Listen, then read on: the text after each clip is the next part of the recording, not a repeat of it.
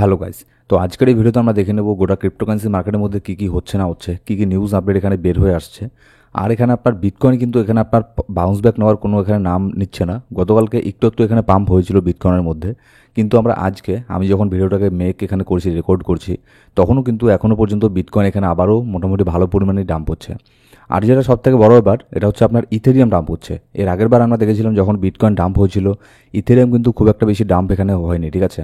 কিন্তু এইবার Ethereum finally তার 4,000 যে রেঞ্জটা আছে এটাকেও ব্রেক করে নিচের মধ্যে এখানে চলে এসেছে। তো কতদূর পর্যন্ত এখানে আবার ডাম্প এখানে হতে পারে মার্কেট, নেক্সট এখানে কী হওয়ার এখানে পসিবিলিটি এখানে আছে, কী কী নিউজ আপডেট বের হয়ে আসছে গোটা গ্লোবালি, এইসব জিনিস নিয়ে আমরা আজকের ভিডিওতে আলোচনা করব। তো ভিডিও শুরু করার আগে ছোট্ট একটা ডিসক্লেমার দিয়ে শুরু করবো আজকের ভিডিও। এবার সবার প্রথমে আমরা যদি এখানে চলে আসি, ফিয়ার অ্যান্ড গ্রিড ইন্ডেক্সের মধ্যে বর্তমান স্কোর চলছে 44। গতকালকেও এখানে আপনার 44 এখানে ছিল, মার্কেট ফিয়ারের মধ্যেই ছিল। আজকেও এখানে সেম এখানে আছে, মার্কেট ফিয়ারের মধ্যে আছে। কিন্তু মার্কেট আজকে যেরকমটা আছে এরকম যদি কালকেও থাকে, তাহলে দেখবেন স্কোরটা আরও এখানে কমে গেছে, মার্কেট আরও বেশি এখানে ফিয়ারের মধ্যে যাবে। আমি এখানে অনেক খোঁজাখুঁজি করেছি, এখানে দেখলাম যে মার্কেটে কেন এই ডাম্পটা এখানে হচ্ছে, এর কোনো নির্দিষ্ট কোনো কিছু নেই, ঠিক আছে। হ্যাঁ, এখানে আপনার ইটিএফের তরফ থেকে একটা সেলিং প্রেশার এসেছিল গতকালকের আগের দিন, তার আগের দিন, সেটা আলাদা আলাদা কথা। তারা মনে করুন মাঝে মধ্যে তারা সেল করে, এর আগে যেমন কন্টিনিউ 5-10 দিন এখানে বাই করেছে, তারা আগে এখানে কন্টিনিউ 3-4 দিন সেল করেছে। কিন্তু এরকম কোনো ব্যাড নিউজ টাইপের কোনো কিছু এখানে নেই মার্কেটের মধ্যে, যে যার ফলে এখানে আপনার মার্কেট এখানে ডাম্প এখানে হওয়ার কোনো এখানে কথা আছে, ঠিক আছে। আর এই সব জিনিসগুলি যখন এখানে মার্কেটে হয়, তখন কিন্তু এটা অনেক বড় একটা ইন্ডিকেশন দেয় যে মার্কেট এখান থেকে আবারও রিভার্সাল নিয়ে পাম্প এখানে হওয়ার।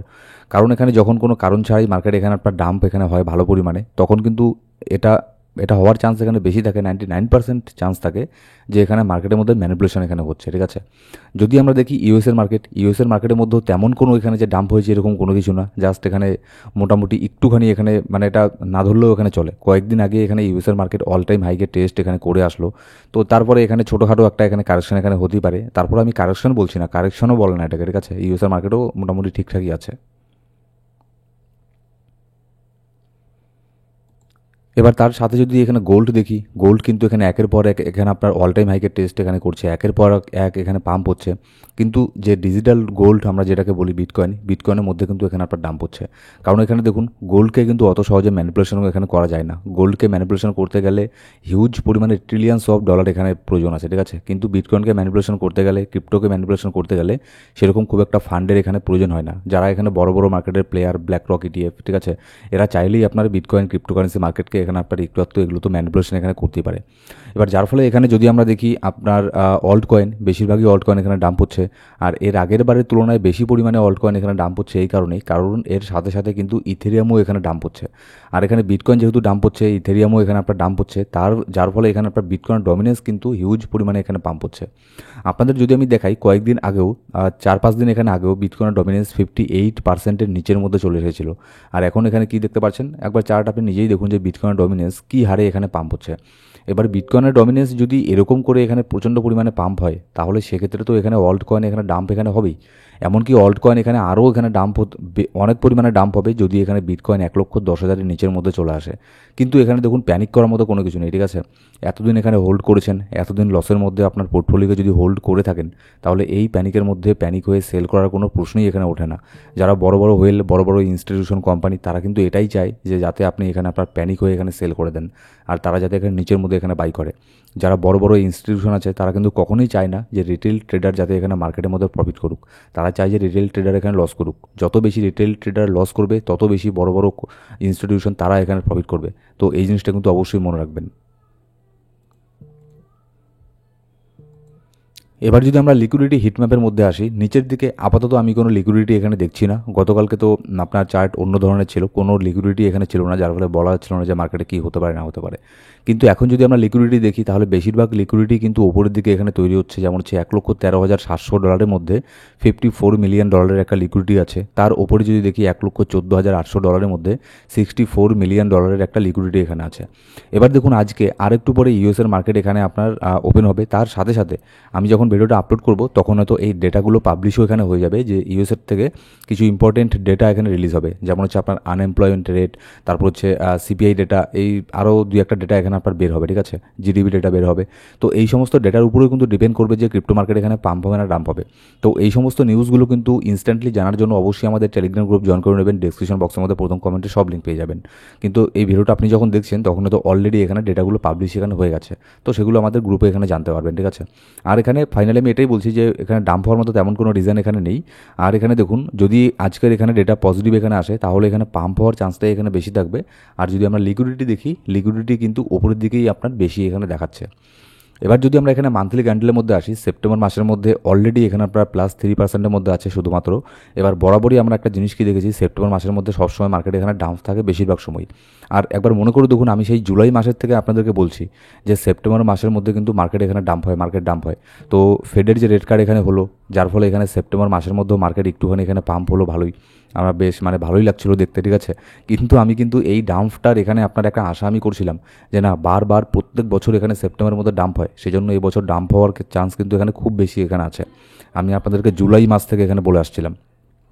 তো ফাইনালি এখানে ডাম্পটা এখানে যেটা হওয়ার এখানে হয়েই গেল। এখানে ম্যানিপুলেশনই বলুন আর আপনি যেটাই বলুন না কেন, যেটা হওয়ার সেটা তো এখানে হয়েই গেছে, ঠিক আছে।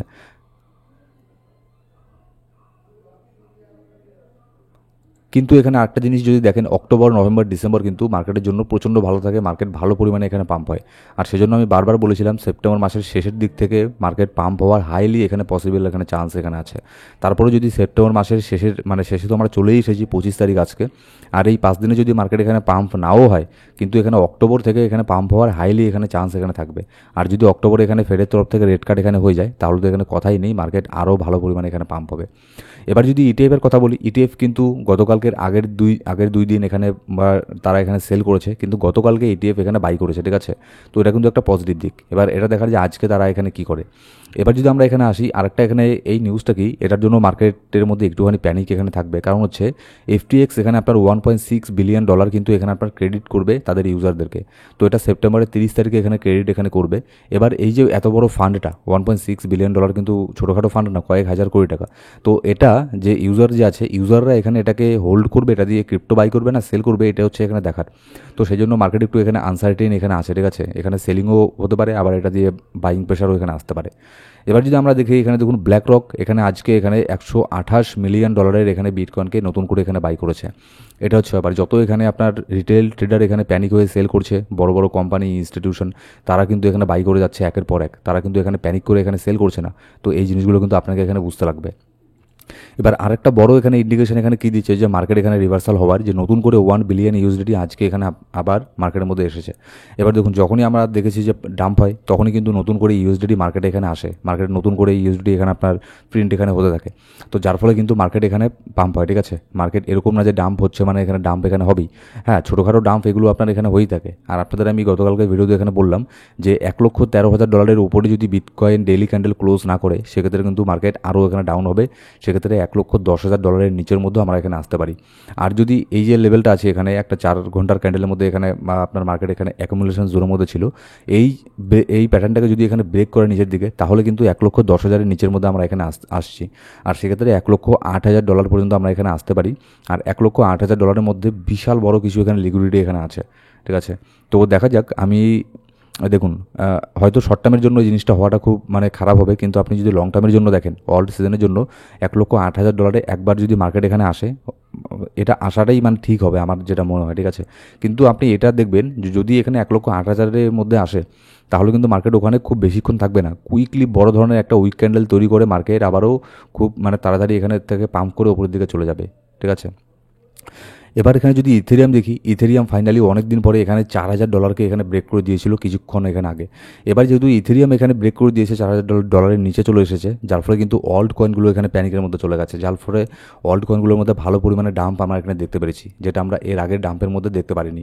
তো দেখা যাক নেক্সট এখানে ইথেরিয়াম কী করে। এখন সব কিছুই ডিপেন্ড করবে বিটকয়েনের উপরে, ঠিক আছে। বিটকয়েনের মধ্যে কী হচ্ছে না হচ্ছে তার উপরেই ডিপেন্ড করবে যে ইথেরিয়াম অল্ট কয়েনগুলো এগুলোর মধ্যে আপনার কী হবে। তো এই সমস্ত মার্কেটের ইনস্ট্যান্ট আপডেট জানার জন্য আমাদের টেলিগ্রাম গ্রুপ গিয়ে জয়েন করে নেবেন। আর এই ইউটিউব চ্যানেলের মধ্যে আমরা প্রত্যেক দিন নিউজ আপডেট শেয়ার করতে থাকি, মার্কেটে কী হতে পারে না হতে পারে এইসব আপডেট এখানে দিয়ে থাকি। এরকম ভিডিওর প্রয়োজন হলে অবশ্যই আমাদের ইউটিউব চ্যানেলটাকে সাবস্ক্রাইব করে বেল বাটন প্রেস করে অল সিলেক্ট করে রাখবেন প্রত্যেকটা ভিডিও আপডেট সবার আগে পাওয়ার জন্য। Thank you so much guys.